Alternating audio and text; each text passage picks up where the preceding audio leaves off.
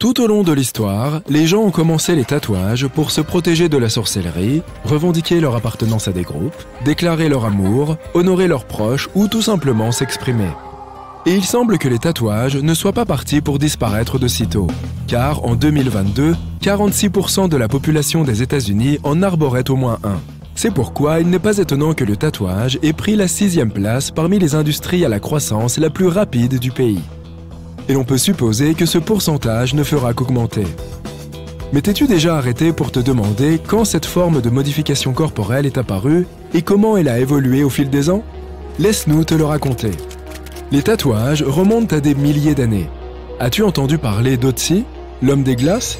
C'est une momie vieille de 5200 ans qui a été retrouvée encastrée dans la glace en 1991 dans les Alpes de l'Ötztal. Et oui, c'est comme ça qu'il a obtenu le surnom d'Otzi.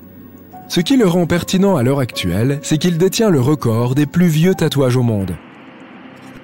Il avait 61 marques sur le corps qui sont considérées comme des tatouages par les experts. Ces marques sont composées de lignes verticales et horizontales qui ont été créées à partir de pigments de cendre ou de suie. Otzi, cependant, n'essayait pas de se rebeller contre la société grâce à elle. Lorsqu'on a examiné les os d'Otzi en détail, on a remarqué que les zones tatouées de son corps correspondaient à une dégénérescence liée à l'âge ou à des blessures. Cela a laissé penser aux scientifiques que ces tatouages pouvaient être liés à des traitements visant à soulager l'inconfort, similaires à l'acupuncture. Cela explique aussi la répartition quelque peu aléatoire de ces marques sur son corps.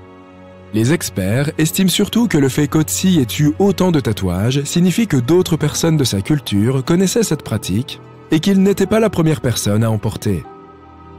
Bien que les tatouages d'Otzi soient considérés comme thérapeutiques, des traces de tatouages figuratifs, tels que des animaux et autres, ont également été découverts sur 2 momies égyptiennes vieilles de 5000 ans.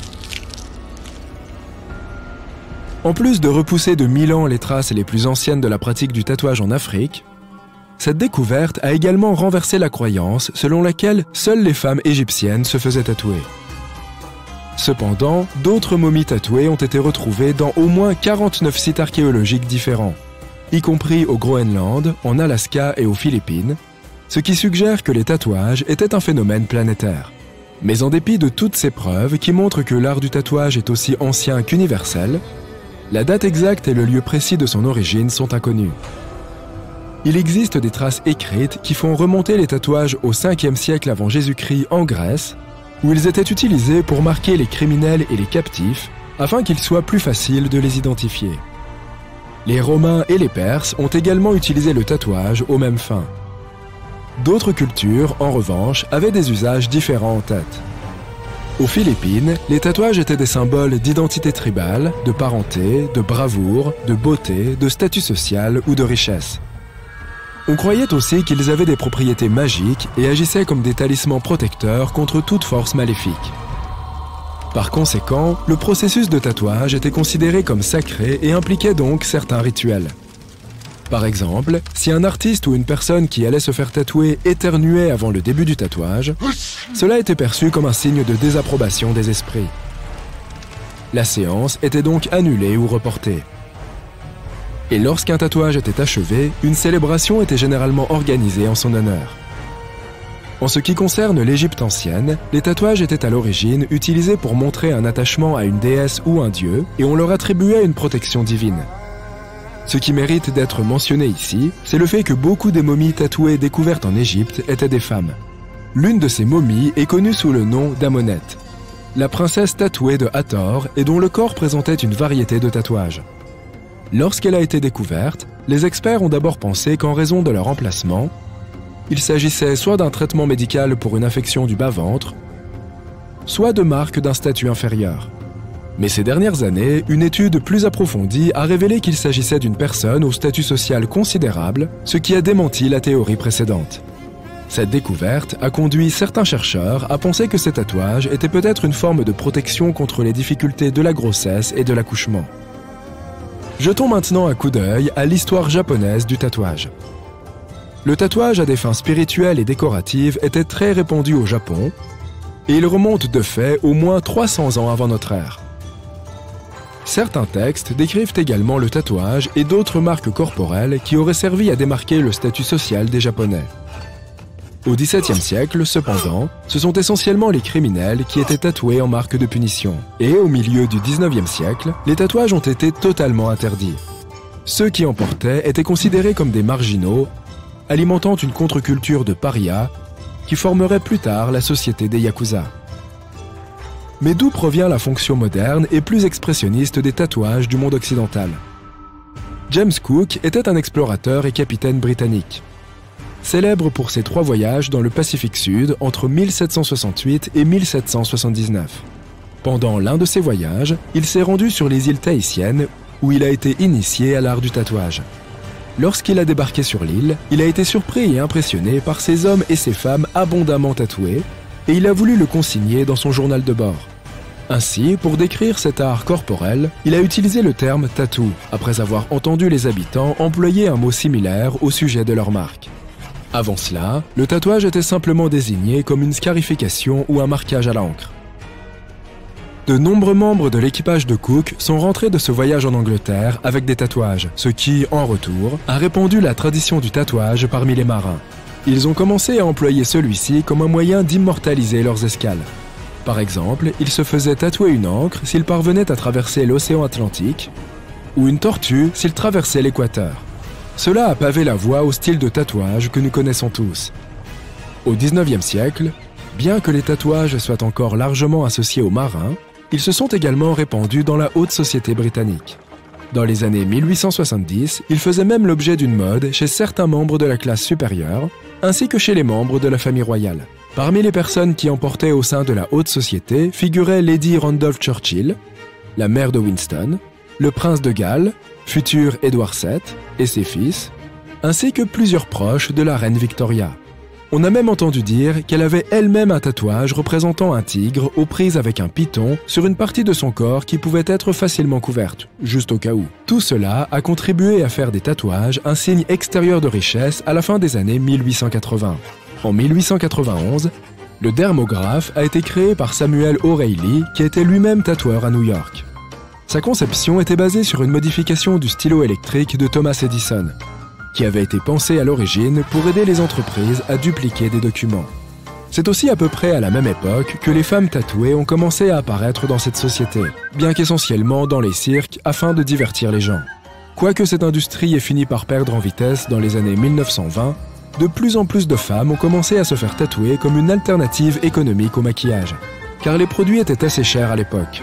En 1939, Mildred Hull est devenue la première femme à ouvrir son salon de tatouage à New York. C'est d'ailleurs à cette époque que les États-Unis ont introduit leur système de sécurité sociale et de nombreux citoyens se sont fait tatouer leur numéro sur le corps en guise de pense-bête. Cependant, en dépit de cela, les tatouages décoratifs ont continué à être méprisés. Quelqu'un portant un tel tatouage dans les années 50 ou 60 serait généralement perçu comme un rebelle ou un délinquant par la plupart des gens. En 1961, le département de la santé de la ville de New York a même interdit les tatouages, car il les considérait comme un facteur de propagation des maladies. L'interdiction n'a été levée qu'en 1997. Aujourd'hui, les tatouages sont si répandus que même les jouets en arborent. Il n'y a donc pas d'interdiction, pas de restriction de style ou de couleur, et rien ne t'empêche de porter le tatouage de tes rêves. Sauf ta mère, peut-être. Tout le monde aime les sites archéologiques. Le Colisée romain, la cité antique du Machu Picchu, les pyramides de Gizeh. Mais t'es-tu déjà demandé à quoi ils ressemblaient autrefois, à l'époque où ils ont été construits? Ou même à l'époque où ils étaient recouverts de lierre et oubliés par l'humanité? Attache ta ceinture, car nous partons pour un voyage dans le temps vers les plus grands sites archéologiques du monde. Notre voyage commence en Amérique du Sud, au fin fond des montagnes péruviennes. Voici la cité de Machu Picchu. C'est un immense tribut à l'ingéniosité et à la puissance de la civilisation Inca. À son apogée, cette dernière s'étendait sur 4000 km le long du littoral de l'Amérique du Sud, de l'actuel Équateur jusqu'au Chili. Et le Machu Picchu était situé au cœur de celle-ci. Le site historique a été construit à environ 2000 mètres au-dessus du niveau de la mer, plus ou moins vers 1450 avant notre ère. La ville, ceinte de murs, était composée d'environ 150 bâtiments en pierre. Les Incas ont réussi à construire des temples, des maisons et même un système complexe d'aqueducs pour irriguer toute la ville. Et oui, ils ont fait tout cela sans l'aide de roues ou d'instruments en fer. L'habitat ressemblait peu ou prou aux maisons de pierre que nous voyons de nos jours, à la différence que les Incas n'utilisaient pas de ciment pour sceller les blocs ensemble. Pourtant, ils s'emboîtent parfaitement les uns avec les autres. En plus de cela, les Incas ont dû développer une technologie antisismique rudimentaire mais efficace, puisqu'en cas de tremblement de terre, les pierres tremblaient sans s'effondrer. Si le Machu Picchu avait été construit aujourd'hui, il aurait fallu plus de 70 millions de dollars pour le terminer entièrement. L'objectif du site est encore un mystère pour de nombreux historiens. Selon certaines théories, il aurait pu être construit comme un site cérémoniel, une place forte pour le peuple inca, ou même un lieu de villégiature pour la royauté. Ce que nous savons avec certitude, c'est qu'au XVIe siècle, 100 ans après la construction du Machu Picchu, sa population l'a abandonné. Les racines des arbres ont envahi la majorité du site et l'ont caché à l'humanité pendant plus de 4 siècles. Ce n'est qu'au XXe siècle que le Machu Picchu a été révélé aux yeux du monde lorsqu'un fermier péruvien a accompagné Hiram Bingham, professeur à l'université de Yale, pour une visite du site. Depuis, Bingham et de nombreux autres explorateurs ont consacré leur vie et leurs recherches à l'étude de la merveille archéologique qu'est le Machu Picchu. Le prochain arrêt de notre machine à voyager dans le temps est la ville de Pompéi, en Italie. Pompéi a imprégné notre imaginaire collectif pendant de nombreux siècles. L'éruption du mont Vésuve en 79 après Jésus-Christ et la destruction d'une ville entière ne sont, espérons-le, pas quelque chose qui se reproduira de sitôt. Mais tu dois te demander à quoi ressemblait Pompéi lors de son dernier jour. Il n'a fallu que 18 petites heures pour que les rues, les marchés, les maisons et le forum de Pompéi soient ensevelis sous des millions de tonnes de cendres volcaniques. Grâce à des scientifiques ingénieux, nous avons découvert que la lave et les cendres qui ont recouvert Pompéi le tout dernier jour ont en fait contribué à figer la ville dans le temps. Contrairement à la glace, le nuage de cendres n'a pas préservé la ville intacte. Mais à mesure que les objets se sont désintégrés pendant 2000 ans, ils ont laissé des vides sous la terre. Les archéologues ont découvert que s'ils remplissaient ces vides avec du plâtre, la forme de la ville enterrée pouvait être révélée. Et c'est exactement ce qui s'est passé. Bien sûr, cela n'avait rien à voir avec la ville animée de 12 000 habitants qui existait depuis de nombreuses années avant l'éruption fatidique. Pompéi était une cité vibrante et riche. Les ruines du site ont révélé que de nombreux quartiers de Pompéi abritaient des maisons impressionnantes, certaines avec des balcons, ce qui était un signe de grande richesse à l'époque. Et crois-le ou non, même certaines œuvres d'art ont survécu à l'éruption.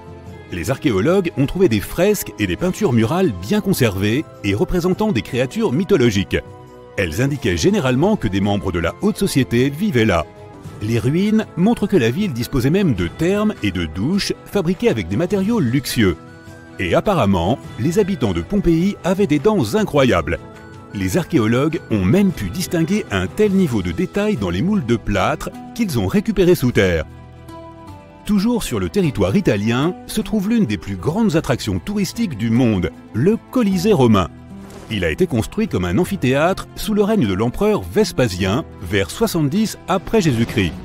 Ce n'est qu'en l'an 80 que le fils de Vespasien, l'empereur Titus, a inauguré le Colisée.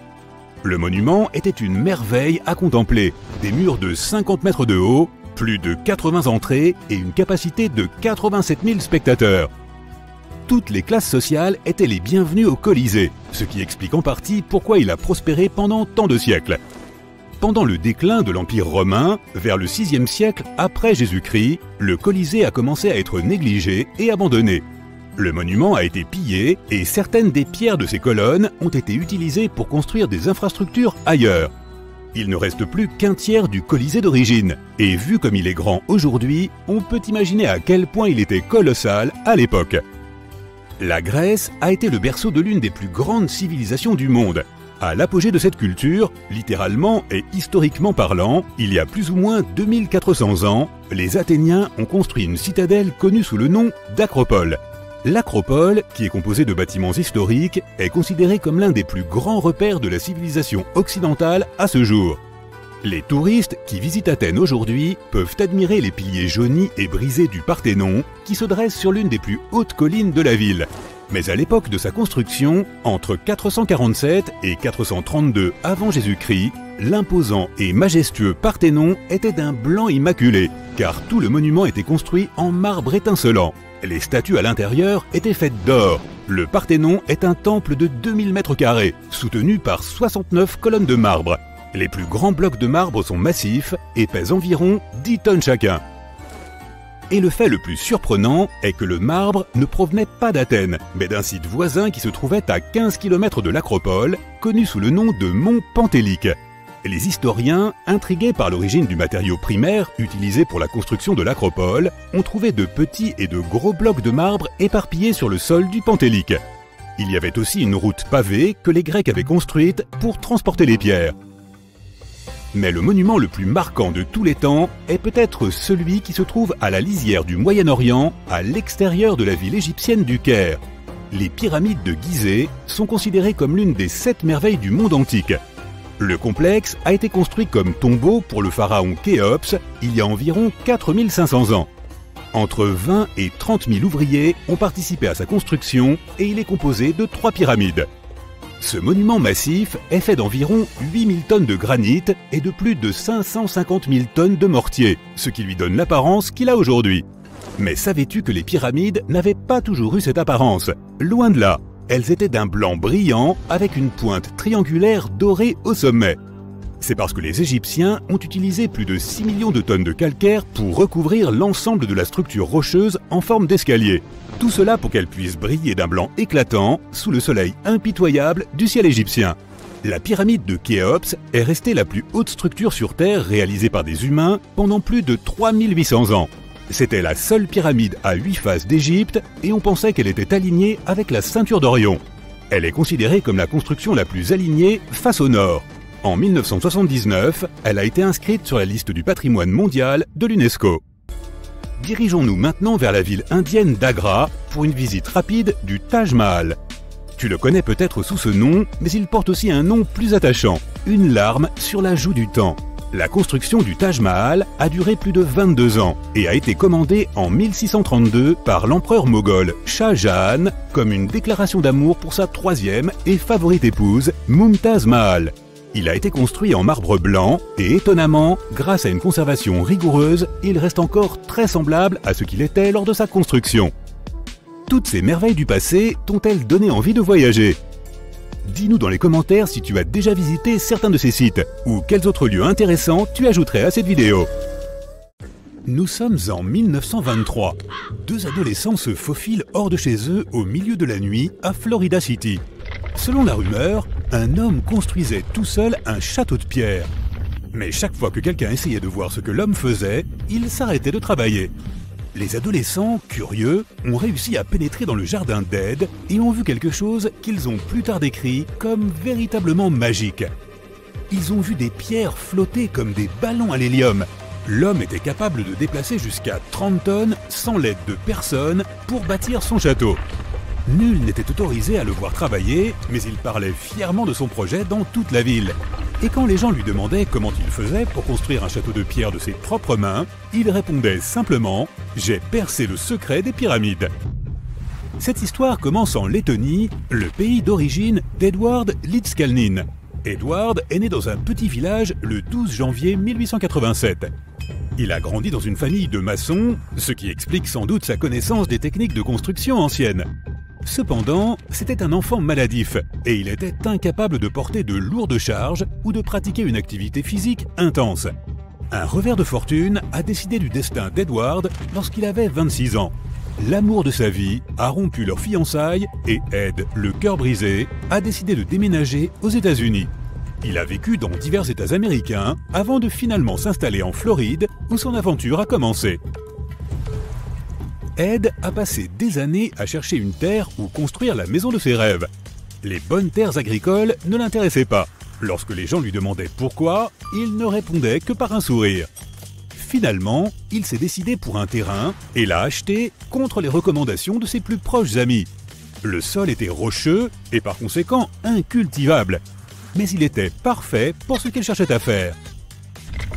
Les amis d'Ed le décrivaient souvent comme quelqu'un d'excentrique. Lorsqu'on lui demandait pourquoi il voulait construire une maison, il se contentait de répondre « C'est pour l'amour de mes 16 ans. Un jour, elle reviendra. » Puis il changeait de sujet de conversation. Il a fallu environ 30 ans à Ed pour terminer le château de corail et il a tout fait tout seul. Il ne travaillait que la nuit et ne laissait jamais personne voir ce qu'il faisait.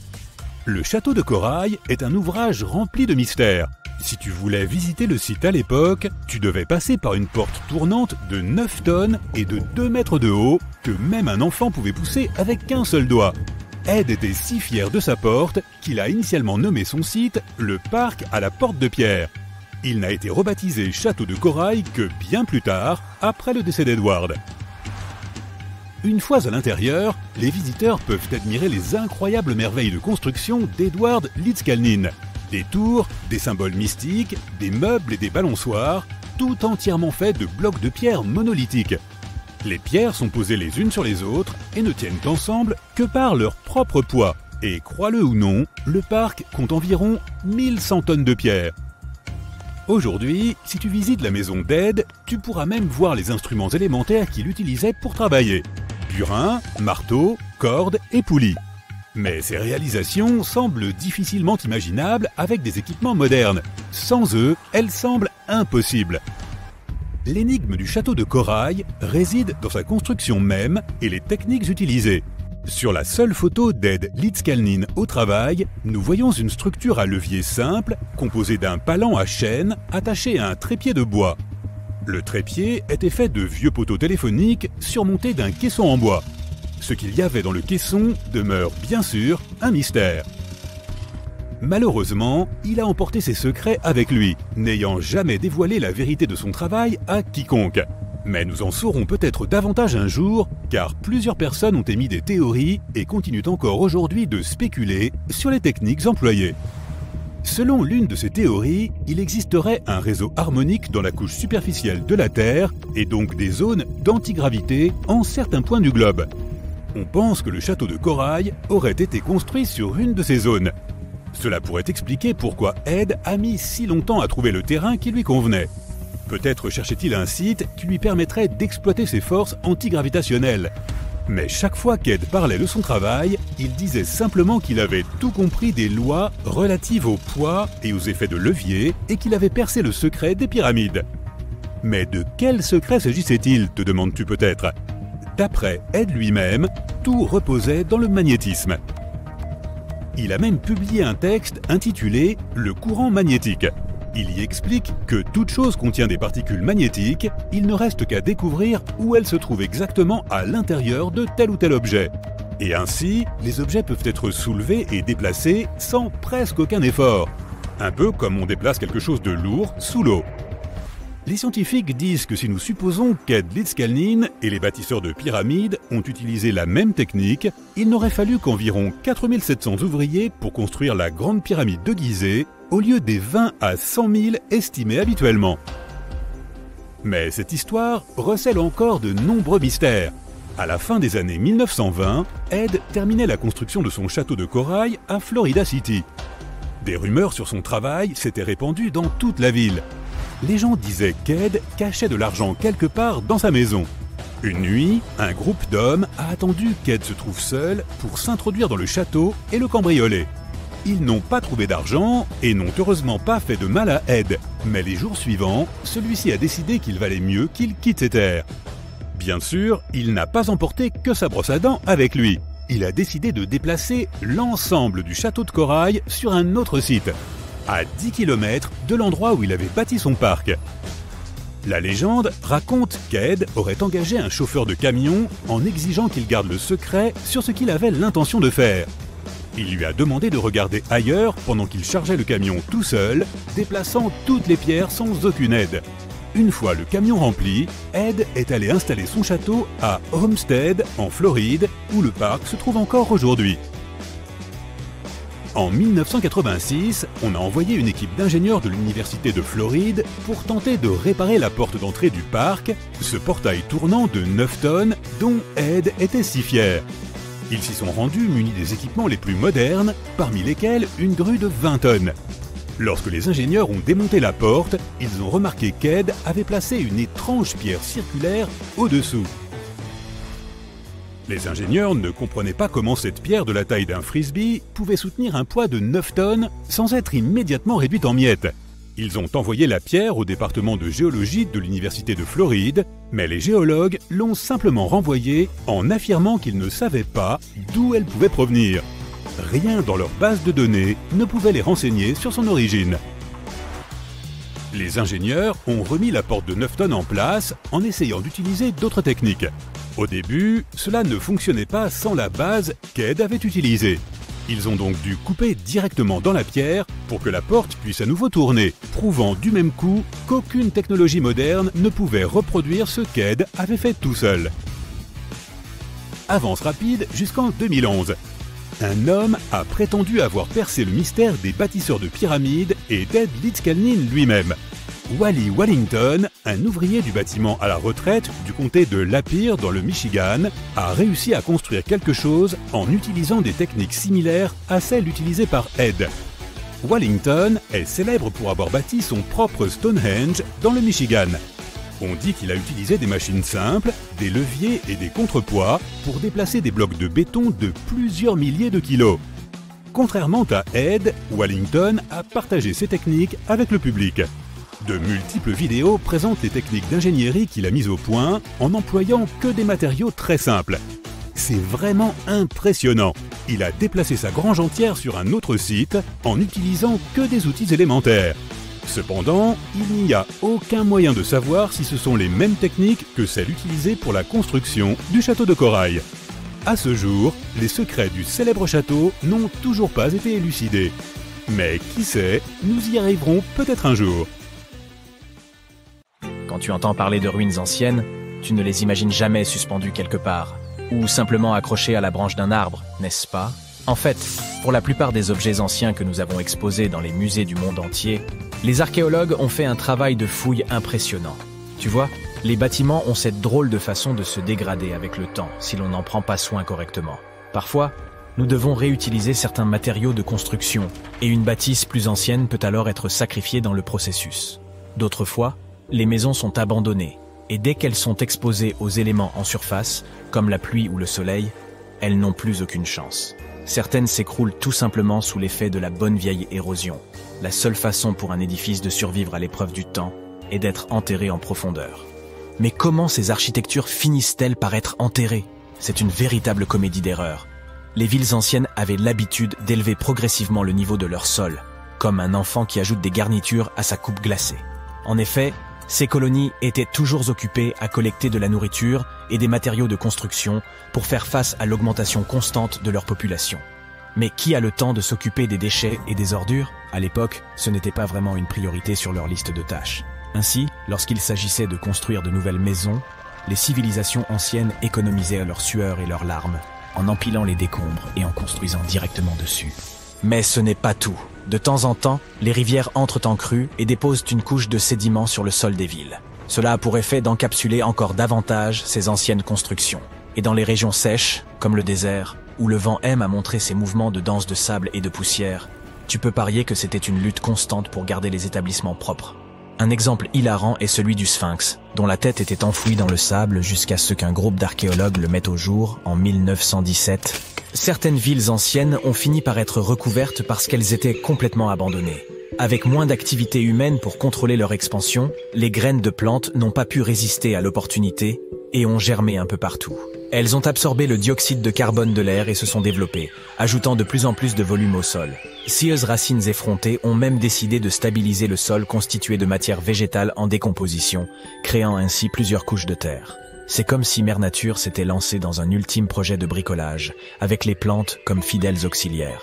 Fouiller dans les secrets des civilisations anciennes, ce n'est pas seulement déterrer un monde perdu, c'est aussi une quête épique pour révéler les trésors cachés sous les couches de l'histoire. Mais comment les archéologues savent-ils d'abord où creuser? Si tout est recouvert de multiples couches de sédiments, de débris et de racines de plantes, ils doivent avoir une sorte de système auquel ils se fient avant de se lancer dans un nouveau projet, n'est-ce pas? Tout d'abord, ce ne sont pas toujours eux qui suggèrent des fouilles archéologiques à tel ou tel endroit. Je m'explique.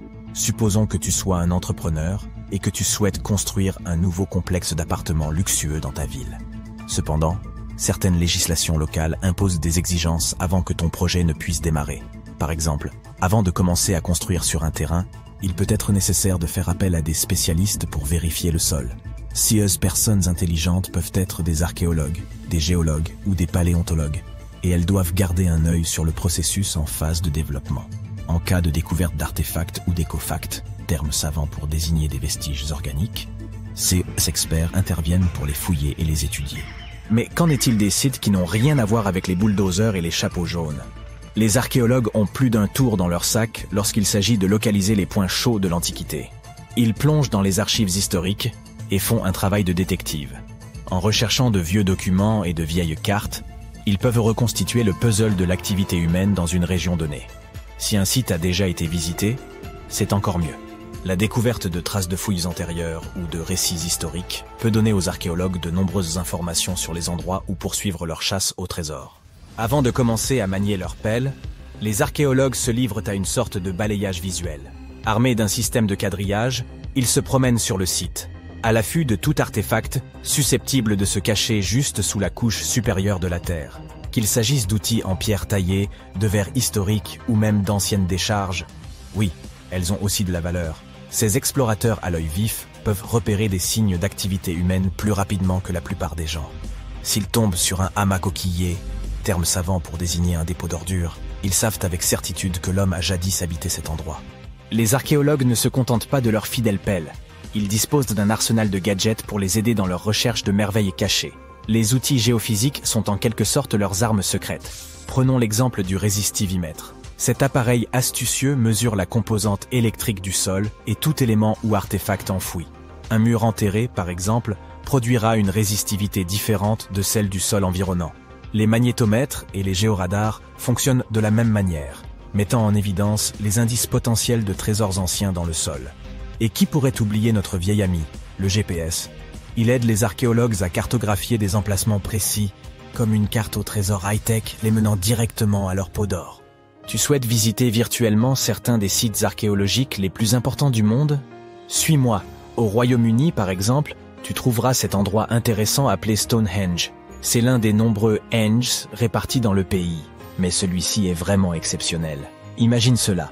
Des pierres anciennes et massives se dressent fièrement, disposées sous forme d'un anneau à l'extérieur et d'un fer à cheval à l'intérieur, avec quelques pierres plus petites pour faire bonne mesure. Et devine quoi? Ces pierres étonnantes existent depuis plus de 5000 ans. C'est ce que l'on appelle une longévité à toute épreuve. C'est là que les choses deviennent intéressantes. Selon le folklore local, le légendaire magicien Merlin a sorti sa baguette magique et a téléporté ces pierres massives depuis l'Irlande. Apparemment, des géants les avaient assemblées là-bas, mais Merlin a décidé qu'elles seraient bien plus belles à leur nouvel emplacement. D'autres pensent qu'il s'agit simplement des ruines d'un ancien édifice spirituel romain.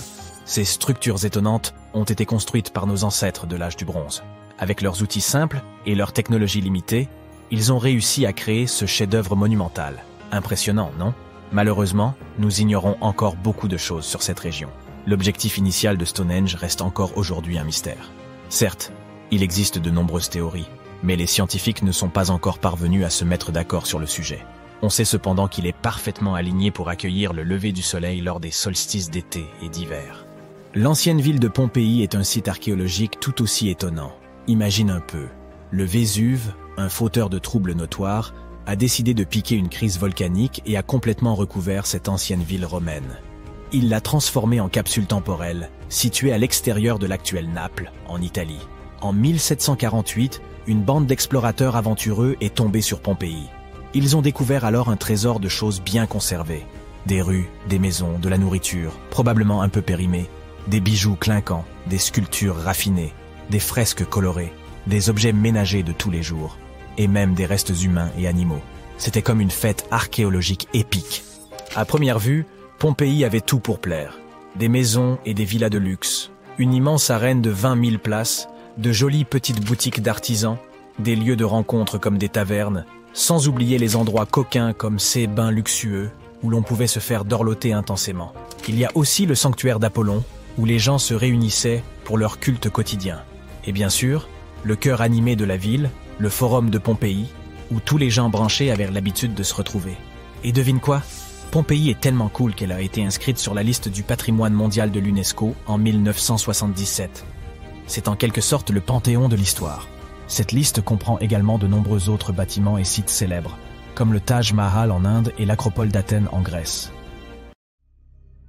Des objets étranges et incroyables sont parfois découverts, mais comprendre tout ce que manigançaient nos ancêtres peut s'avérer assez difficile, surtout quand tout ce que vous avez, ce sont quelques tessons de poterie et des peintures rupestres. Il n'est donc pas si surprenant que même les experts en blouse blanche commettent parfois quelques erreurs. Mais ce n'est pas qu'une question de vaisselle poussiéreuse et de gros cailloux. Parfois, on trouve carrément des restes humains à la tête énorme. Alors, attrapez votre matériel de fouille et retournons dans les temps anciens pour découvrir des sociétés incroyables que les chercheurs ne parviennent toujours pas à expliquer. La Sardaigne peut sembler idyllique aujourd'hui, mais pour être honnête, je n'aurais vraiment pas voulu la visiter il y a 3000 ans. Certaines rumeurs prétendent que d'horribles géants erraient sur cette île à l'époque. On évoque même la découverte de squelettes humains de plus de 4 mètres de haut, bien que personne n'ait jamais apporté de preuves concrètes. Mais ces histoires soulèvent quand même quelques questions, car des choses étranges se sont certainement produites là-bas.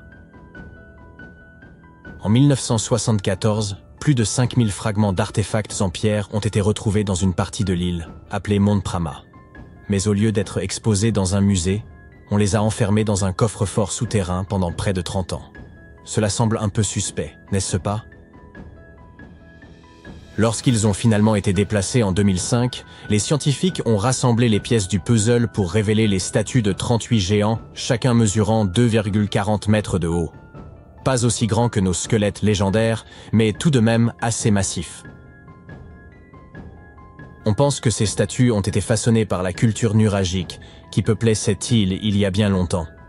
En plus de ces statues, ils ont également érigé plus de 8000 structures de pierre. Peut-être que le peuple des Nurags n'était pas eux-mêmes des géants, mais ils aimaient clairement voir les choses en grand. Nous aussi, d'ailleurs, comme un grand nombre de j'aime sous nos vidéos, ce serait vraiment sympa. Merci d'apprécier notre contenu. Et maintenant, revenons à la vidéo. Vous et moi sommes assez intelligents, mais nous ne sommes peut-être pas les humains les plus futés à avoir jamais vécu. En fait, nous ne sommes peut-être même pas l'espèce la plus intelligente. Depuis 1913, des restes de crânes retrouvés en Afrique du Sud ont suggéré l'existence d'un concurrent potentiellement plus intelligent que nous, baptisé l'homme de Boskop. Cette espèce semblable à l'homme pourrait avoir existé aussi récemment qu'il y a près de 10 000 ans. Leurs crânes suggèrent qu'ils avaient de très grosses têtes, ce qui signifie que leur cerveau aurait pu être jusqu'à 30% plus gros que les nôtres. Waouh! Leur QI moyen aurait ainsi pu atteindre les 149 points, ce qui les placerait parmi les 0,25% des gens les plus intelligents aujourd'hui. Mais si le cerveau des hommes de Boskop était tellement plus développé, pourquoi ne sont-ils plus parmi nous? Eh bien, plus grand ne signifie pas toujours meilleur, vous savez. Nos cerveaux sont beaucoup plus conséquents que ceux de nos cousins primates, principalement dans le cortex préfrontal. Cette partie participe à des tâches complexes comme prendre des décisions, se souvenir des choses à court terme et être conscient de nous-mêmes. Les parties du cerveau qui régissent nos sens et nos mouvements, elles, n'ont pas vraiment beaucoup grandi. Peut-être les Boskops passaient-ils trop de temps à méditer sur le passé plutôt qu'à accomplir des choses pratiques comme la chasse. Mais tout cela n'est que supposition. Nous ne savons pas vraiment ce qui est arrivé à nos cousins à grosse tête. Certains soutiennent même que les Boskops n'étaient guère différents de nous, les seules preuves étant ces fameux morceaux de crâne. La jungle est immense. Saviez-vous que la forêt amazonienne abritait environ 30% de toutes les espèces de plantes et d'animaux du monde? C'est impressionnant. Cependant, l'histoire d'une espèce humaine locale a longtemps intrigué les scientifiques. La mystérieuse civilisation Khazarabe a vécu ici pendant des centaines d'années, avant de disparaître aux alentours de 1400 après Jésus-Christ. On pensait que l'Amazonie ne comptait que quelques tribus disparates. Mais récemment, nous avons découvert de grandes formes inhabituelles gravées dans le sol et appelées géoglyphes. Ces derniers peuvent s'apparenter à de simples fossés peu profonds. Mais ce sont en réalité les vestiges d'une vaste civilisation qui s'étendent sur 1000-3000 km² et comprennent environ 450 symboles, certains larges de 400 mètres. C'est époustouflant. Ils étaient probablement flanqués de lieux cérémoniels et auraient pu accueillir jusqu'à 1 million d'individus il y a à peine 600 ans. Grâce à de nouvelles technologies, comme le LIDAR, qui utilise un laser inoffensif pour cartographier la forêt sans lui nuire, nous pouvons explorer plus en profondeur. En 2019, le scanner a montré des kilomètres de routes et de sentiers surélevés, et même des pyramides de plus de 20 mètres de hauteur. On a découvert 26 zones de peuplement distinctes, dont 2 mesuraient au moins 100 hectares chacune. Ça représente la superficie de 330 terrains de football. On ignore ce qui est arrivé à la civilisation Khazarabê, mais il n'est pas à exclure que les conquistadors en soient responsables. Peut-être que l'ancienne civilisation la plus déroutante est celle dont nous n'avons jamais réellement trouvé de traces. Oui, je parle bien de l'Atlantide, cette grande cité qui a supposément sombré dans l'océan. Les premières mentions de l'Atlantide nous viennent du philosophe grec Platon, qui évoquait une grande cité proche du détroit de Gibraltar. Mais pendant des siècles, tout le monde a simplement pensé que Platon l'avait imaginé de toutes pièces, comme une version idéalisée de son Athènes natale. Alors pourquoi, environ 12 000 ans après sa disparition présumée, nous demandons-nous encore si elle pourrait avoir existé? Eh bien, au XIXe siècle, Ignatius Donnelly, un membre du Congrès américain, a écrit un livre donnant 13 raisons pour lesquelles il pensait que l'Atlantide était plus qu'un simple mythe.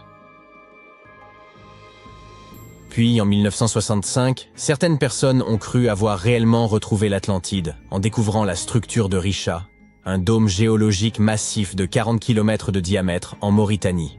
Il est si grand que l'on ne peut en observer l'ensemble que depuis l'espace. 2 astronautes survolant le désert du Sahara ont repéré cet œil gigantesque qui les regardait en retour et ont pensé qu'il s'agissait là d'une découverte majeure. Hélas, il n'y a aucune preuve tangible qui connecte cette structure à l'Atlantide. On pense qu'elle se serait formée à partir d'une activité volcanique il y a environ 100 millions d'années. Mais cela semble un peu trop pratique, n'est-ce pas? Malheureusement, nous ne sommes pas plus proches de connaître la vérité. Imaginez-vous retourner à environ 3300 avant Jésus-Christ et vous retrouver en Asie du Sud. Laissez-moi vous présenter la civilisation harapéenne. Ces gens étaient très en avance sur leur temps. Ils occupèrent des cités comme Harappa et Mohenjo-Daro, dotées de maisons en briques, de systèmes d'égouts sophistiqués et même de bains publics. Cet endroit aurait pu abriter plus de 5 millions d'individus, ce qui en ferait l'une des régions les plus densément peuplées de son temps. Ils avaient également inventé un système de poids standardisé qui était incroyablement utile aux négociants. Et ils pratiquaient le commerce. Leurs contacts s'étendaient jusqu'au Moyen-Orient grâce à leur maîtrise de la métallurgie. Ils avaient même développé le pendant antique des grandes marques.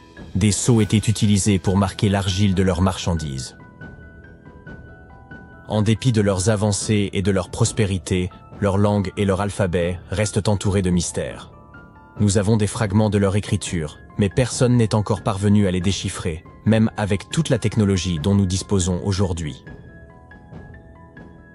Nous ne savons toujours pas exactement comment fonctionnait leur société.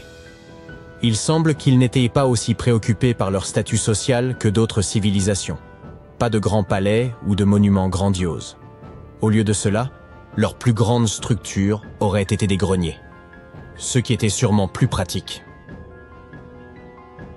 Malheureusement, toutes les bonnes choses ont une fin. Autour de 1800 avant Jésus-Christ, cette civilisation florissante a commencé à décliner, peut-être en raison de changements dans les cours d'eau. Alors que leur environnement changeait de face, les Harapéens ont fait leurs valises et se sont dirigés vers des terres plus hospitalières. Avez-vous déjà entendu parler du Minotaure?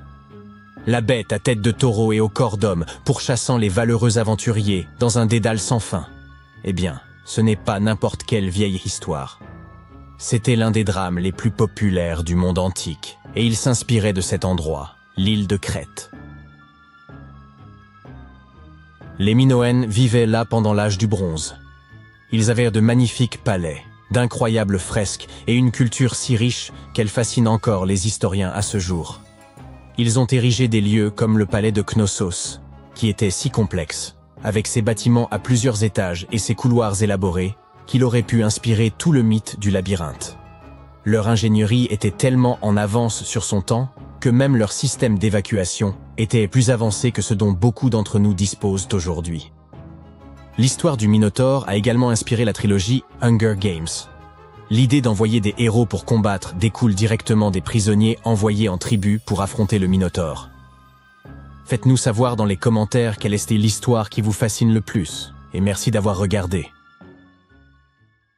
Le 30 octobre 1759, les habitants du Moyen-Orient ont été réveillés en sursaut par un tremblement de terre. Des fissures sont apparues sur les murs de leur maison, les toits ont commencé à s'effondrer.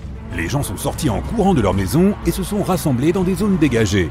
Mais à cause des fortes secousses, ils continuaient à perdre pied et à tomber. Un mois plus tard, un autre tremblement de terre s'est produit qui s'est avéré être encore plus fort. Des arbres ont été brisés, des maisons se sont effondrées, des fissures profondes sont apparues dans le sol. La catastrophe a duré 2 minutes. Des oasis, des routes et des villes ont été détruites. Miraculeusement, les anciens bâtiments de Baalbek ont résisté au tremblement de terre. Certains historiens affirment que ce lieu majestueux et mystérieux a été construit sous l'Empire romain. Mais de nombreux chercheurs ne sont pas d'accord. Quelle que soit la vérité, la ville est l'un des principaux mystères archéologiques de l'humanité. Le bâtiment le plus étonnant de Baalbek est le temple de Jupiter.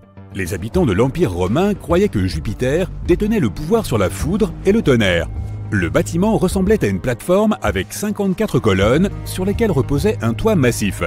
Aujourd'hui, on ne peut plus voir que 6 colonnes de 20 mètres de haut. Chacune d'entre elles est composée de 3 sections et ressemble à un crayon. Les mines de ces crayons ont été construites en plomb, ce qui a rendu les colonnes exceptionnellement solides. Chacun de ces morceaux de pierre pesait la somme incroyable de 80 tonnes. C'est le poids de 35 SUV Ford Explorer. Voici le plus grand bloc de la Grande Pyramide de Gizeh. Mais comparé au bloc de Baalbek, il ne semble même pas si impressionnant. Les fondations sous le temple de Jupiter ont été préservées. C'est ainsi que les spécialistes ont découvert qu'il était composé d'environ 25 pierres monolithiques pesant 450 tonnes chacune. Cela signifie que les blocs de Baalbek pèsent presque 4 fois plus que les blocs d'Égypte. Il y a 3 autres énormes blocs de calcaire dans les fondations, pesant chacun 800 tonnes. C'est plus de 2 fois le poids d'un avion Boeing 747. Les anciens bâtisseurs ont dû avoir du mal à sculpter de tels géants dans un morceau de pierre. Et après cela, ils ont aussi dû les tirer jusqu'au site de construction et les soulever à une hauteur importante. Répéter cette logistique serait probablement un cauchemar pour les constructeurs d'aujourd'hui. Pour réaliser une telle quantité de travail, ils auraient besoin d'un équipement moderne. Mais les constructeurs de Baalbek n'avaient pas de camions, de grues avec des scies circulaires ou d'électricité. Comment les bâtisseurs du passé ont-ils réussi à faire cela ? Les scientifiques ont une théorie qui inclut des cordes, des treuils et des systèmes de levier. Naturellement, les ingénieurs du passé ont fabriqué tous ces gadgets en bois. À environ 900 mètres des ruines du complexe du temple se trouve une carrière. Les archéologues supposent que c'est là que les pierres de la construction ont été taillées. Ils y ont trouvé un bloc de calcaire qui semblait être trop grand, même pour cet endroit incroyable. Le monolithe a été baptisé la Pierre du Sud. Il mesurait 20 mètres de long sur 4 mètres de large. Les anciens bâtisseurs n'ont pas eu le temps de le séparer complètement de sa roche-mère. Un groupe de scientifiques autrichiens a estimé que ce morceau de calcaire pesait plus de 1000 tonnes, soit l'équivalent de 3 avions Boeing ou 160 éléphants d'Afrique. Une autre surprise attendait les archéologues près de la Pierre du Sud. C'était un deuxième monolithe pesant plus de 1200 tonnes. Mais les anciens bâtisseurs ne se sont pas arrêtés là. Ils ont continué à travailler. En 2014, dans la même carrière, des archéologues allemands ont déterré un bloc qui pesait 1650 tonnes. Personne n'a encore compris pourquoi les bâtisseurs du passé avaient eu besoin d'un morceau de pierre qui pesait autant que 125 bus scolaires. On ne sait pas non plus comment ils comptaient déplacer ce colosse et pourquoi ils n'ont pas terminé le travail. Quoi qu'il en soit, ce troisième monolithe est le plus grand morceau de pierre transformé de l'histoire de l'humanité. Il y a à ce jour plus de questions que de réponses. Certains chercheurs pensent que les anciens bâtisseurs avaient des équipements de pointe. D'autres ne le pensent pas, mais sont impatients de comprendre comment les bâtisseurs ont réussi à déplacer ces pierres. Il y a un grand nombre de bâtiments et d'artefacts anciens dans le monde. Beaucoup d'entre eux rendent encore les chercheurs perplexes. Près de la pyramide de Djeser, en Égypte, les archéologues ont découvert un réseau de tunnels. Cet endroit s'appelle le Sérapéum. Il contient 24 sarcophages pesant de 70 à 100 tonnes. Les boîtes géantes ont été sculptées dans un seul morceau de granit et recouverts de lourds couvercles. Les sarcophages sont parfaitement symétriques. Au toucher, leurs parois sont aussi lisses que du verre. Même avec notre niveau actuel de technologie, c'est très difficile à réaliser. Mais les anciens Égyptiens ont réussi cet exploit. La coupe de Lycurgue est un artefact inestimable et un exemple de nanotechnologie ancienne. Elle est faite d'un verre qui peut changer de couleur. Si tu mets une source de lumière devant la coupe, elle devient verte.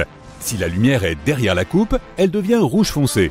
Dans ce cas, la figure du roi grec Lycurgue devient violet pâle. Les scientifiques n'ont compris comment ce changement de couleur fonctionnait qu'à la fin du XXe siècle. Grâce au microscope, ils ont détecté des nanoparticules d'argent, d'or et de cuivre. Elles avaient été ajoutées à la matrice de verre. Grâce à cela, tu peux observer un changement de couleur appelé dichroïsme. Fait intéressant, l'or et l'argent ont été broyés en fine poussière. C'est presque impossible à réaliser par accident. Très probablement, les anciens experts savaient parfaitement ce qu'ils faisaient. En Bolivie se trouve un curieux endroit appelé Pumapunku. On dirait que d'anciens géants y ont joué avec un énorme jeu de construction. Et après le jeu, ils ont oublié de remettre les pièces dans la boîte. Mais il n'y avait pas plus de géants autrefois qu'aujourd'hui. Ces énormes blocs de pierre ont simplement été sculptés par d'anciens bâtisseurs, il y a plus de 1500 ans. Certaines des pierres pèsent 100 tonnes. Les blocs ont été apportés à une altitude de près de 3900 mètres depuis la carrière située à 95 km du site de construction. Il n'y a pas de forêt dans cette zone, ce qui signifie que les bâtisseurs n'ont pas pu utiliser d'arbres pour fabriquer des rondins de bois. Le monument appartient à la civilisation Inca, or les scientifiques sont sûrs qu'elle n'avait aucun usage pour la roue. En 1992, les habitants d'un village chinois ont décidé de drainer un étang. Leurs ancêtres l'utilisaient pour laver le linge et attraper des poissons depuis des centaines d'années. Ils ont pompé l'eau sans relâche pendant 17 jours. Au fond du réservoir, ils ont fait une découverte inattendue. Les villageois ont vu l'entrée d'une grotte qui descendait à une profondeur de 30 mètres. Cette incroyable découverte a été baptisée les grottes de Longyu. Des bâtisseurs inconnus avaient creusé des galeries de 30 000 mètres carrés. On y trouve des pièces séparées, des ponts, des bassins et des colonnes qui soutiennent le plafond. Les murs de la grotte sont couverts d'étranges lignes et motifs sculptés. Les scientifiques n'ont pas trouvé d'informations sur l'identité de ceux qui ont creusé les grottes, ni sur la raison pour laquelle ils l'ont fait. La technologie de construction reste également un mystère. Antonio Stradivari a vécu en Italie au XVIIIe siècle. Il créait des instruments de musique. Plus de 600 de ses œuvres ont survécu jusqu'à aujourd'hui. 500 d'entre elles sont des violons. L'un de ces instruments a été vendu aux enchères pour 16 millions de dollars. Les violons fabriqués par ce maître ont un son clair et profond. Les chercheurs n'arrivent pas à comprendre pourquoi les instruments de Stradivarius produisent des sons si uniques. Peut-être est-ce dû au vernis que le maître a utilisé pour recouvrir les violons. La réponse se trouve peut-être aussi dans le bois dont sont faits les instruments. À l'époque, l'Europe avait un climat froid. À cause de cela, le bois est devenu plus dense, et les instruments qui en étaient faits avaient un son particulièrement agréable à l'oreille. Dans la ville indienne de Delhi, il y a un pilier de 7 mètres de haut. Il pèse 6 tonnes et demie et est composé à 98% de fer forgé.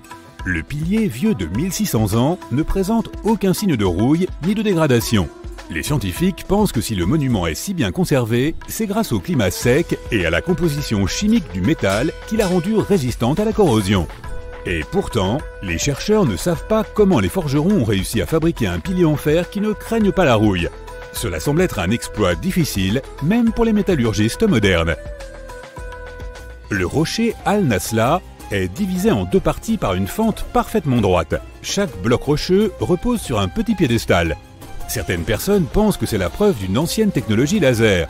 Mais les géologues pensent que la fente est apparue en raison du déplacement du sol ou des vibrations naturelles qui se sont produites sous la roche. Ce processus a conduit à l'apparition de la fissure. Elle s'est agrandie pendant des milliers d'années et progressivement, le monument naturel a pris la forme que l'on peut observer aujourd'hui. Si une question continue de dérouter les archéologues de nos jours, c'est bien celle-ci. Comment les anciens Égyptiens ont-ils édifié ces pyramides monumentales? D'après ce que nous savons à ce jour, leurs moyens semblaient plutôt limités, notamment en ce qui concerne les outils et les matériaux nécessaires à la construction. Bien que nous ne disposions toujours pas d'une réponse pleinement convaincante, certaines théories fascinantes méritent d'être examinées. Parmi ces hypothèses, l'une des plus crédibles évoque une méthode ingénieuse employée par les Égyptiens. Imaginez un instant, ils auraient ainsi bâti une rampe inclinée et sinueuse, composée de briques, de terre et de sable, entourant progressivement la pyramide en construction. Au fur et à mesure que l'édifice gagnait en hauteur, ils auraient simplement ajusté la taille et l'étendue de cette structure. Une méthode ingénieuse qui rappelle un jeu de Jenga antique. Mais alors, comment parvenaient-ils à hisser ces blocs de pierre colossaux jusqu'au sommet? Selon Hérodote, l'éminent historien grec de l'Antiquité, ils auraient eu recours à des traîneaux, des rouleaux et des leviers, transformant ainsi le chantier en une gigantesque épreuve de force collective. Toujours d'après ces récits, il aurait fallu pas moins de 20 années pour achever la pyramide de Khéops, ce chef-d'œuvre emblématique. Hérodote ne s'arrête pas là.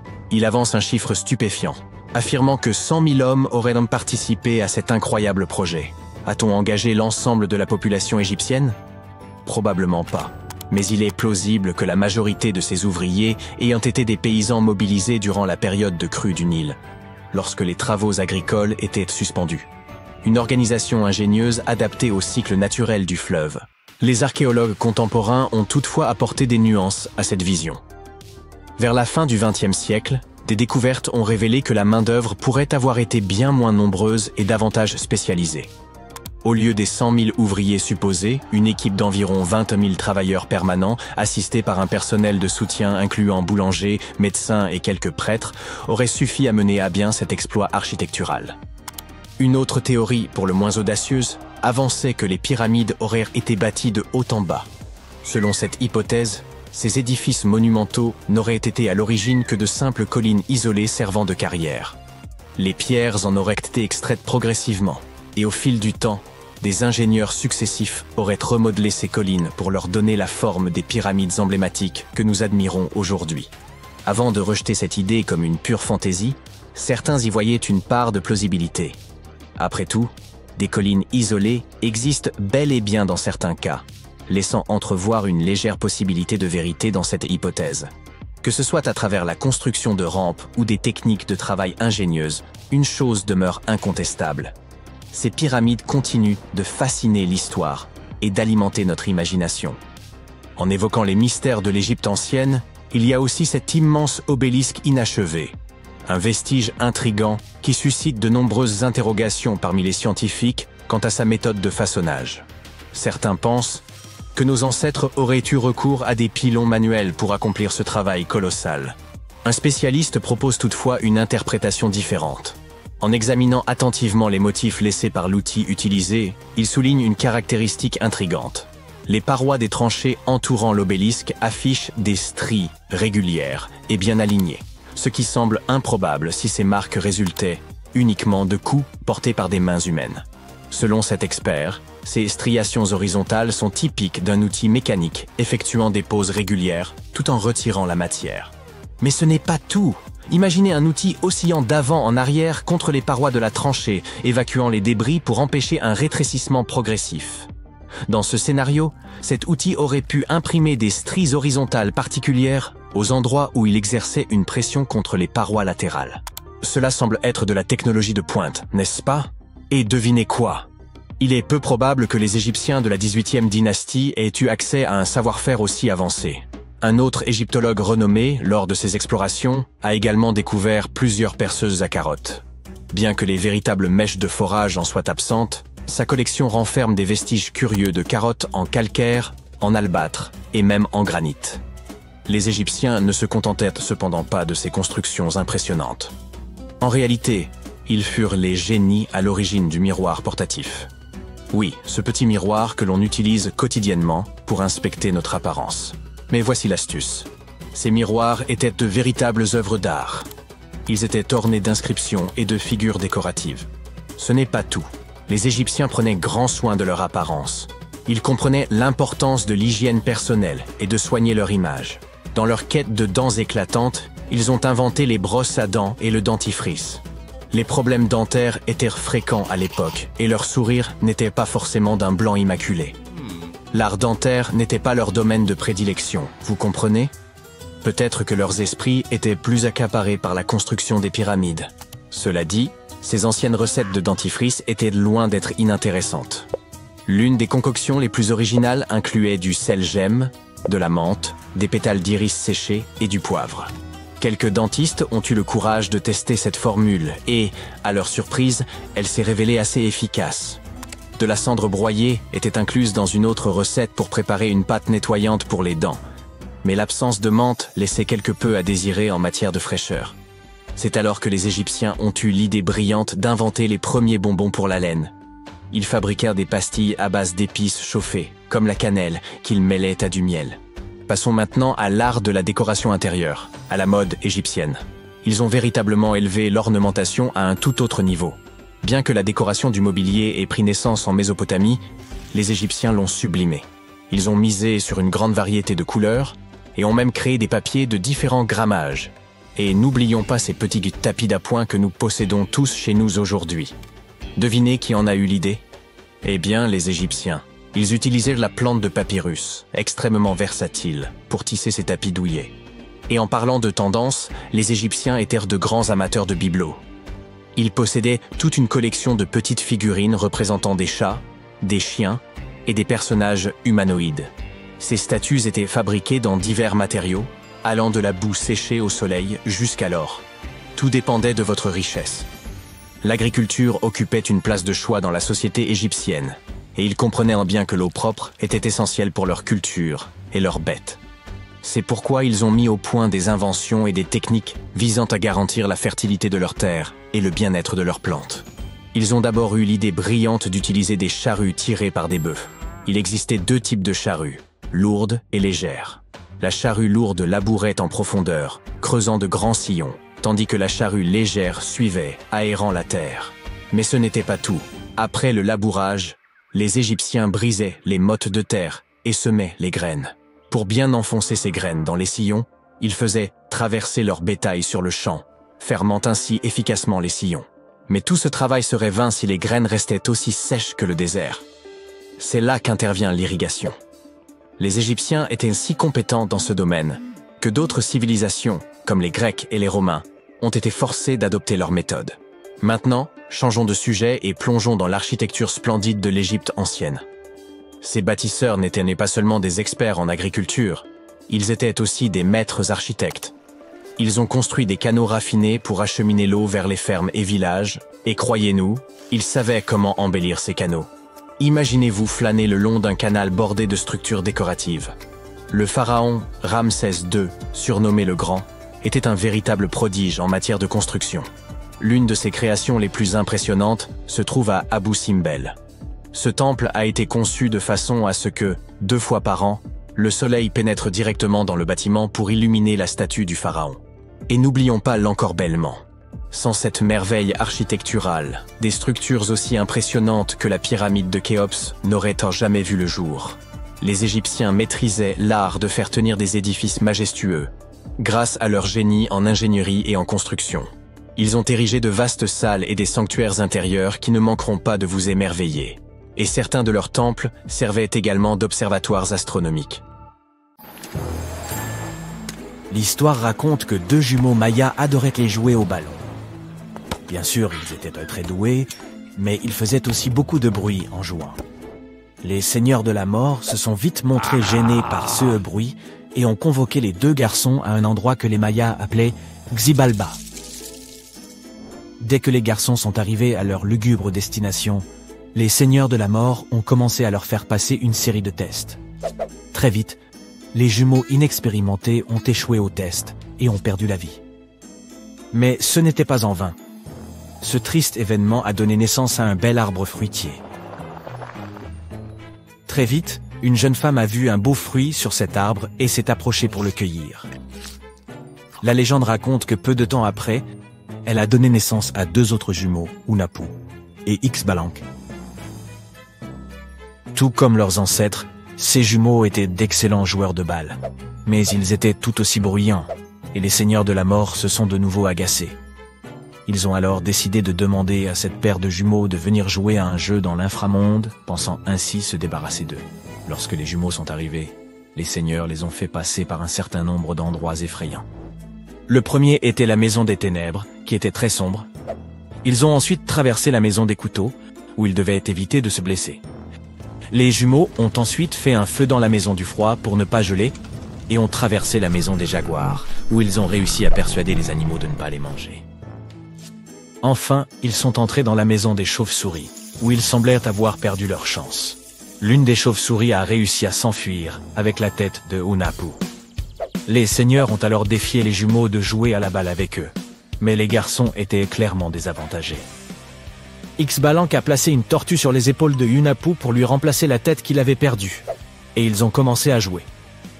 Alors que les seigneurs étaient distraits par un animal près de la cour, Ixbalanque a volé la tête de son frère et l'a remise à sa place. Aux grandes dames des seigneurs, les jumeaux ont alors réussi à égaliser la partie.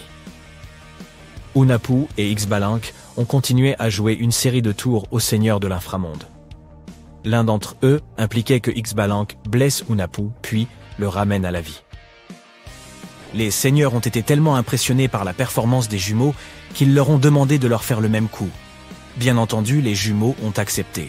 Mais après avoir exécuté leur tour sur certains des seigneurs, ils ont refusé de les ranimer. Voyant ce qui venait de se passer, les seigneurs de la mort ont reconnu leur défaite et ont demandé la vie sauve, promettant de ne plus jamais intervenir dans la vie des gens. Hunahpu et Ixbalanque étaient heureux d'avoir vengé leurs ancêtres et gagné le respect des seigneurs. La légende raconte que les seigneurs du ciel furent si impressionnés par les jumeaux qu'ils les emmenèrent vivre dans le ciel en transformant l'un en la lune, l'autre en le soleil. La civilisation maya a été l'une des sociétés indigènes les plus dominantes de l'histoire. Leur folklore et leurs traditions sont encore découverts et étudiés aujourd'hui. Les Mayas vivaient sur un territoire appelé Mésoamérique. Il s'agit de l'actuel Mexique et d'une partie de l'Amérique centrale, comme le Guatemala, le Belize, le Honduras, la péninsule du Yucatan et le Salvador. Ils ont vécu de 1800 à 900 avant notre ère et jusqu'à 900-1500 après notre ère. Outre leurs légendes impressionnantes, les Mayas étaient des inventeurs très habiles. Ils sont connus pour leur calendrier, leur système d'écriture, leurs méthodes agricoles et leur sport. Leur écriture, par exemple, a été retrouvée gravée sur des bâtiments et des monuments en pierre, ainsi que dans des livres rares et des poteries. Il s'agit d'un système composé de plus de 800 hiéroglyphes aux combinaisons variées. Chacun de ces signes représenterait une syllabe. Leur système d'écriture a été déchiffré par accident par Tatiana Proskoriakov, une Américaine qui avait d'abord étudié pour devenir architecte. N'ayant pas trouvé de travail dans son domaine, elle est finalement devenue une mayaniste à part entière, bien qu'elle n'ait pas reçu de formation académique. Aliédik a été la première à remarquer que le glyphe maya grenouille renversée signifiait naissance, et que le glyphe mal de dents indiquait la date à laquelle le roi montait sur le trône. Cela a permis aux scientifiques de déterminer plus facilement les dates de naissance et les noms des souverains d'une dynastie maya donnée. Ils ont également inventé le concept de zéro, qui est considéré comme l'une des plus grandes innovations des mathématiques, de la physique et de l'histoire de l'humanité. Bien sûr, même à cette époque, les gens comprenaient l'idée de ne rien avoir, mais le concept de zéro en tant que nombre est une invention relativement récente. Un fait amusant à propos des Mayas est qu'ils aimèrent beaucoup les chapeaux. Plus leurs chapeaux étaient grands, plus ils étaient importants. Non seulement c'était une sorte de mode, mais cela leur donnait aussi l'impression d'être plus grands de taille, ce qui était très important pour leur esthétique. Les Mayas ont également élaboré l'un des calendriers les plus complexes de l'histoire de l'humanité.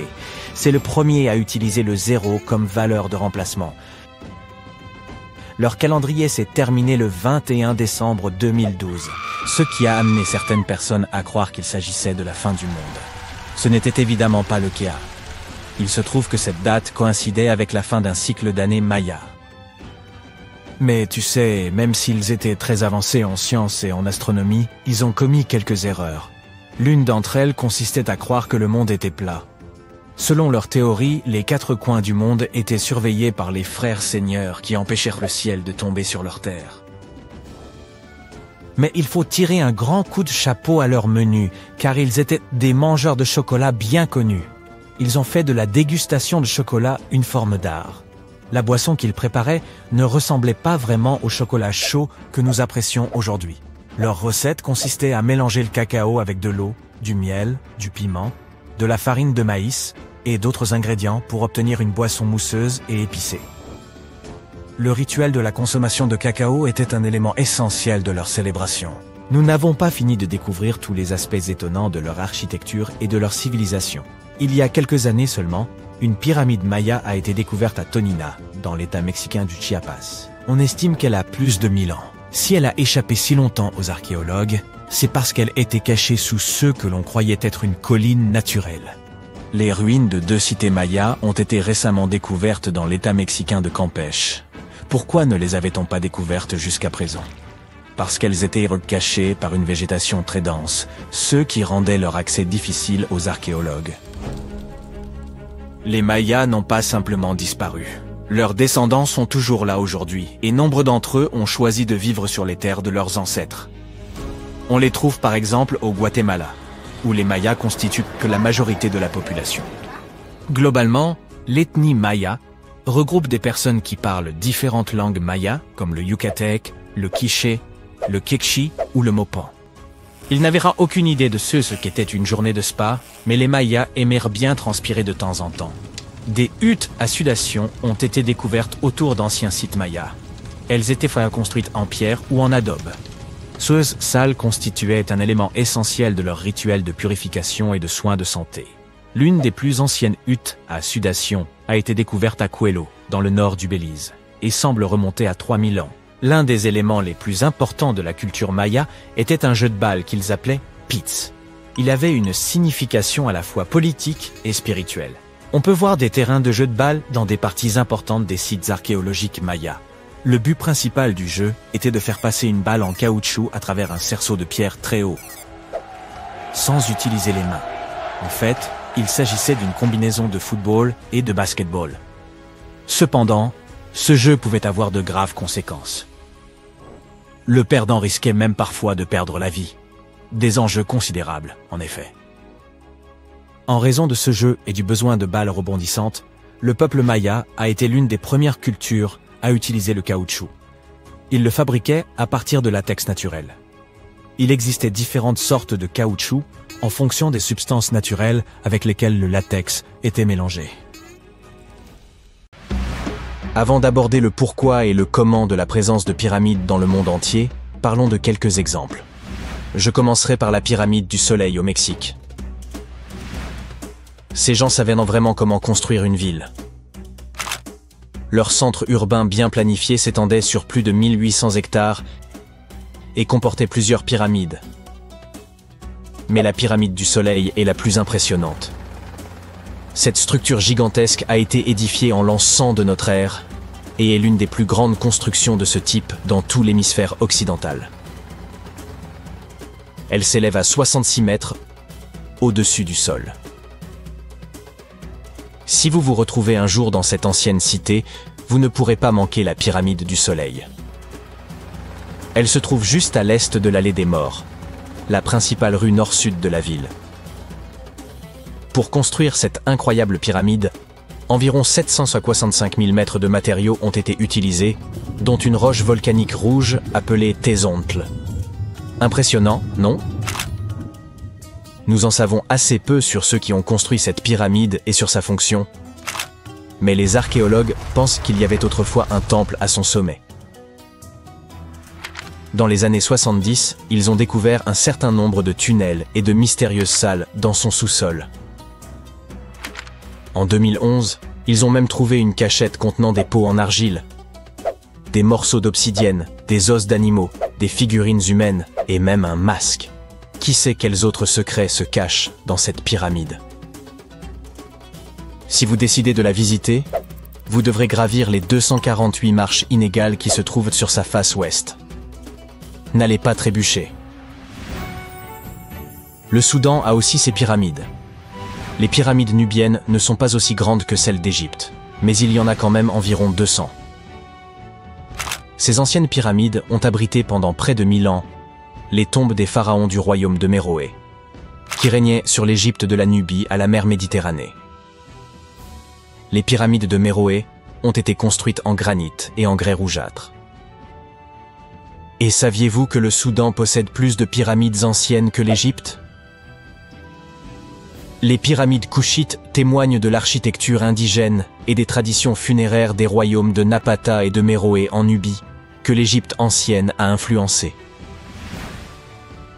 Méroé, où ont été enterrés plus de 40 reines et rois, est le site pyramidal nubien le plus étendu. Les murs des tombes représentent des rois momifiés parés de bijoux, leurs coffrets en bois contenant des arcs, des carquois de flèches et d'autres objets témoignant des relations et des échanges commerciaux avec les civilisations égyptiennes et grecques. Si vous souhaitez explorer des tombes anciennes, vous pouvez donc éviter les foules en Égypte et vous rendre au Soudan. Envolons-nous vers l'Irak à la découverte d'autres pyramides. Les ziggourats sont composés de strates successives et de temples étagés. Au lieu de murs lisses et droits, elles ont des étages, comme des gâteaux, qui permettaient la réalisation de travaux et la tenue de rituels importants.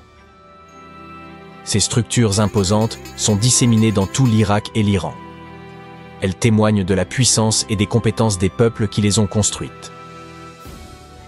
L'une des plus grandes et des plus impressionnantes ziggourats est celle d'Ur.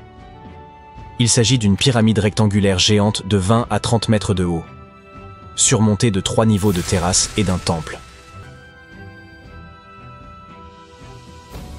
Pouvez-vous imaginer le nombre de briques cuites qu'il a fallu pour construire cet édifice? 720 000 pour la seule partie inférieure. Cette ziggourate a été construite pour le roi sumérien Ur-Nama. Comme les autres, elle existe depuis des milliers d'années, ce qui explique qu'elle ait été un peu malmenée. Heureusement, le roi babylonien Nabuchodonosor II et quelques archéologues sont venus à sa rescousse, respectivement au 6e avant notre ère et au 20e siècle. Aujourd'hui, elle se trouve près de la base aérienne de Talil. La ziggourate d'Ur a été construite en 2100 avant notre ère par le roi Ur-Nama, pour le dieu de la lune Nanna.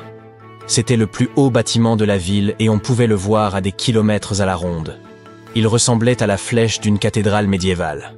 Les gens y apportaient leur surplus agricole et obtenaient leur lot de nourriture en retour, mais c'était aussi un lieu spirituel.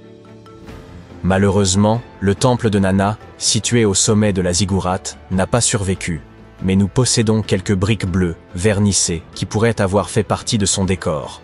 Les parties inférieures de la ziggourate sont tout de même étonnantes. Les architectes ont même percé des trous dans l'extérieur du temple pour permettre à l'eau de s'évaporer. Maintenant que nous avons exploré quelques-unes des pyramides de notre planète, élargissons notre perspective. On en trouve dans de nombreuses régions du monde. L'Égypte compte plus de 100 pyramides. Le Soudan en a le double, et des dizaines d'autres sont disséminées au Moyen-Orient et en Chine. Mais c'est en Amérique que l'on trouve le plus grand nombre de pyramides. Il y en a plus là-bas que dans toutes les autres parties du monde réunies. Ces pyramides sont situées au Mexique, au Guatemala, au Honduras et au Salvador. Voici un aperçu de l'évolution des pyramides au cours de l'histoire. La plus ancienne se trouve en Égypte. Il s'agit d'une pyramide à degrés, constituée de couches de pierres superposées. C'est au pharaon Snéfrou que l'on attribue la création de ce type de pyramide très connu. Au cours de son règne de 45 ans, il a construit 3 pyramides. Ses 2 premières tentatives ont échoué, mais il a finalement réussi avec la pyramide rouge, qui est considérée comme la première vraie pyramide. C'est son fils, Khéops, qui construisit la grande pyramide de Gizeh, la plus haute construction humaine sur Terre pendant près de 4000 ans. Les pyramides d'Amérique latine sont semblables aux premières pyramides à degrés égyptiennes, mais elles ont été construites indépendamment les unes des autres. Les pyramides du Soudan ont été construites vers 700 avant notre ère. Elles sont hautes, mais beaucoup plus étroites que celles d'Égypte. Comment toutes ces civilisations ont-elles pu construire ces édifices sans communiquer entre elles? Après tout, les Aztèques, les Mayas et les anciens Égyptiens étaient aussi différents que possible. Mais malgré leurs différences culturelles, ils semblaient tous d'accord sur une chose. Les pyramides étaient plutôt cool. Les pyramides à degrés sont présentes dans le monde entier parce que c'était le type de structure le plus pratique et le plus stable. Elles pouvaient être construites en hauteur sans matériaux légers comme le bois ou le métal. la forme triangulaire avec une base carrée est extrêmement stable comparée à une structure cubique qui nécessiterait plus de matériaux pour une hauteur moindre. En ce qui concerne la conception des pyramides, celle d'Égypte ressemblait à des triangles géants avec une base carrée, des côtés lisses et un sommet pointu. En revanche, les Aztèques et les Mayas ont préféré l'aspect d'un gâteau à étages, avec des marches menant à une plateforme au sommet. Ainsi, bien que toutes ces pyramides aient la même base, elles ont chacune leur propre style. Chaque groupe a construit ces pyramides en utilisant des inclinaisons, des techniques et des matériaux différents. Ainsi, même s'ils se sont parfois inspirés du travail des autres, ils sont restés originaux. Les pyramides égyptiennes avaient des faces lisses et inclinées conçues pour favoriser l'ascension de l'âme du pharaon. La pyramide du soleil a été construite au-dessus de grottes qui servirent de passage aux divinités. Les Mayas ont construit le temple de Kukulkan à Chichén Itzá pour honorer cette divinité que l'on représente généralement sous la forme d'un serpent. Surnommé El Castillo, il comporte 91 marches de chaque côté ainsi qu'une plateforme, soit 365 marches, une pour chaque jour du calendrier maya. Dites-moi les amis, comment les pyramides ont-elles été conçues? Pour commencer, ce sont des humains qui les ont construites, et non des extraterrestres débarqués sur Terre en soucoupe volante. Vous voyez, une chose que toutes les pyramides ont en commun, c'est qu'elles ont été bâties sans outils avancés, et parfois même sans roues. Les ouvriers, qualifiés ou non, étaient nombreux, ainsi que les architectes. Par exemple, on estime qu'il fallut 20 000 personnes pour la grande pyramide de Gizeh, et que la plupart étaient de fins artisans. La construction d'une pyramide était une entreprise de grande envergure qui nécessitait des années de planification et d'efforts. Celle de Cholula, au Mexique, a nécessité 600 ans de travail.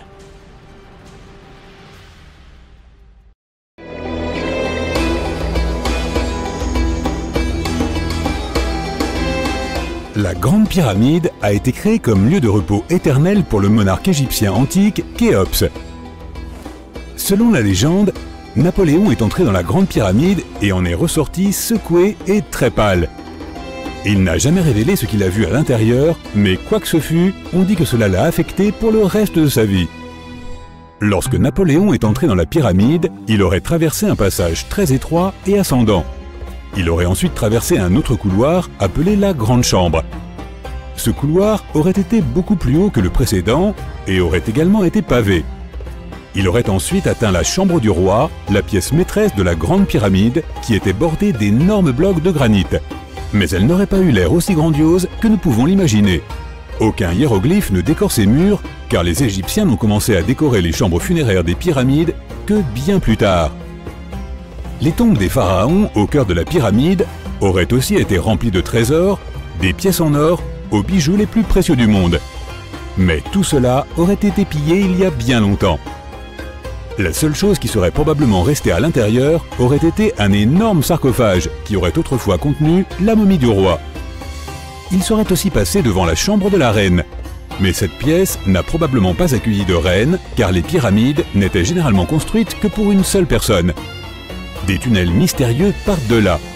À ce jour, personne ne sait vraiment à quoi ils servent. Et ce n'est pas la seule chose mystérieuse et effrayante que Napoléon ait pu rencontrer. Car les histoires de pharaons laissant des malédictions anciennes sur les pyramides sont légion. De nombreuses pyramides portaient des avertissements écrits à l'extérieur racontant les choses horribles qui arriveraient à ceux qui entreraient et troubleraient la paix des lieux. Nous ne savons peut-être pas ce que Napoléon a trouvé exactement dans la Grande Pyramide qui l'a tant effrayé, mais nous savons avec certitude ce qui a été trouvé dans la tombe de Toutankhamon. Toutankhamon était un pharaon égyptien qui n'avait que 8 ou 9 ans lorsqu'il est monté sur le trône.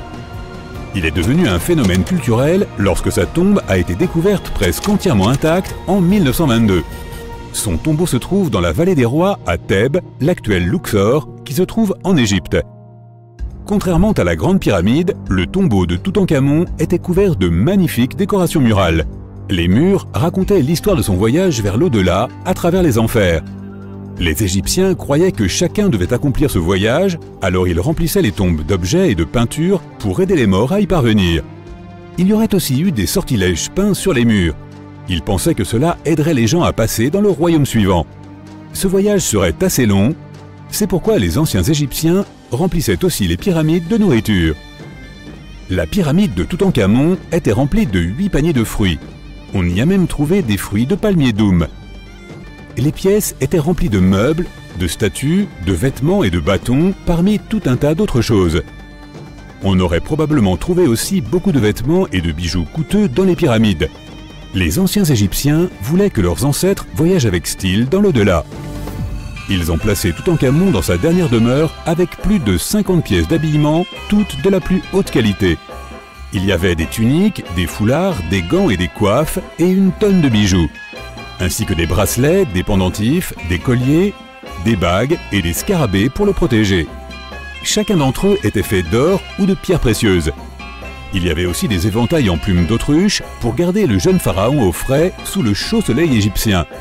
Mais la température à l'intérieur des pyramides n'a jamais vraiment dépassé les 20 degrés Celsius. Les anciens Égyptiens ont mis au point un système de climatisation très sophistiqué que nous ne comprenons pas encore complètement aujourd'hui. La pyramide de Toutankhamon contenait aussi 130 bâtons de marche en ébène, ivoire, argent et or pour l'aider dans son voyage. Il y avait 3 chars cachés au cas où il se fatiguerait de toute cette marche. 11 pagaies de bateaux ont également été placés à l'intérieur, mais il n'y avait aucune trace d'une quelconque embarcation. Les pyramides auraient été jonchées des senteurs et des parfums préférés du pharaon. Pendant les fouilles du tombeau de Toutankhamon, il est rapidement apparu qu'elle avait été en partie dévalisée pendant l'Antiquité. Les portes avaient été endommagées et des traces d'huile avaient été laissées dans des bocaux vides. Il semble que quelqu'un ait fait un raid sur la pyramide pour récupérer l'or, les parfums et les huiles qui avaient été laissés pour le roi Tout. Il restait encore un peu de parfum fait d'huile de noix de coco et d'encens dans un flacon.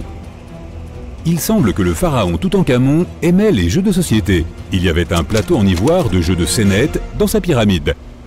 Bien que nous ne sachions pas exactement comment y jouer, nous avons compris qu'il s'agissait d'une sorte de version égyptienne du backgammon.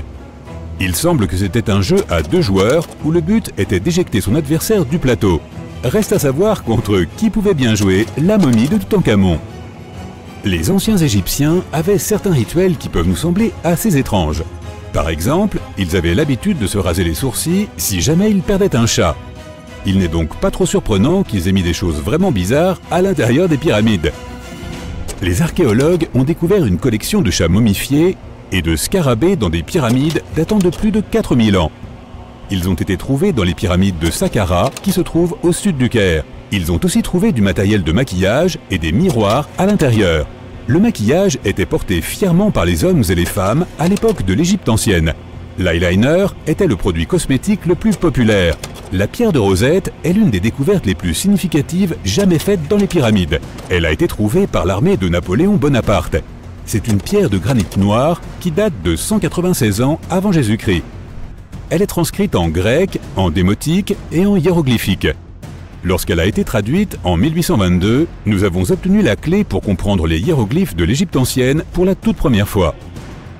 La découverte de la momie de la reine Hatshepsut en 1903 a changé à jamais notre compréhension des anciens Égyptiens.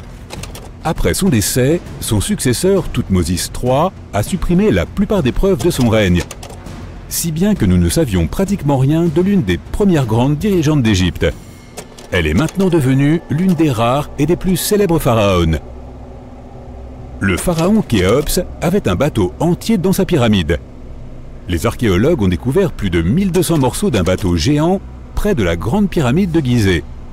Ils ont réassemblé le bateau et il fait une longueur impressionnante de 43 mètres. Il s'agit très probablement d'un bateau solaire qui a été conçu pour transporter le roi ressuscité auprès de la divinité Ra.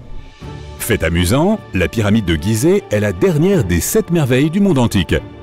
Les 6 autres sont les jardins suspendus de Babylone, le colosse de Rhodes, le temple d'Artémis, le mausolée d'Halicarnasse, le phare d'Alexandrie et la statue de Zeus à Olympie. Cette pyramide a également été la structure artificielle la plus haute du monde pendant 3800 ans. Pour ériger la plus grande pyramide d'Égypte, il a fallu un nombre stupéfiant de 2,3 millions de blocs de calcaire, dont certains pesaient jusqu'à 80 tonnes.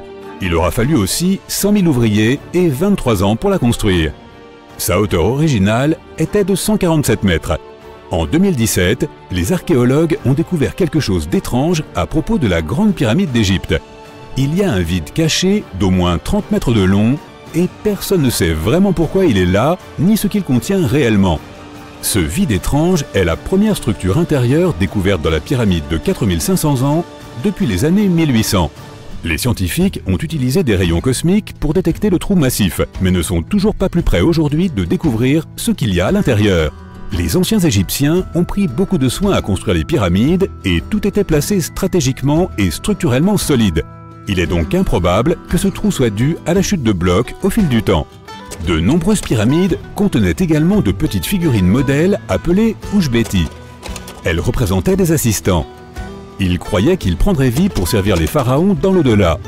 Mais il est fascinant de constater que toutes ces choses aient pu tenir à l'intérieur.